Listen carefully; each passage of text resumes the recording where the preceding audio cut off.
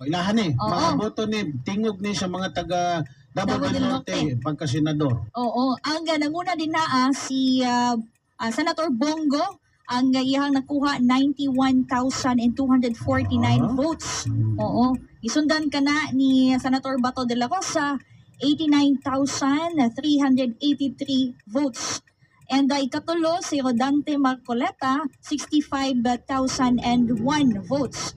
Ang ikaw pa, Jimmy Bondok, 64,164 votes. Philip Salvador, ikalima, 58,800 votes. Ang ika-6, Raul Lambino, 55,571 votes. Ang ikapito, si JV Hinlo, 54,403 votes. Ang ika-8, si Attorney Vic Rodriguez, 45,872 votes. Ang ika-9, si Pastor Apollo Kibuloy, 41,180 votes.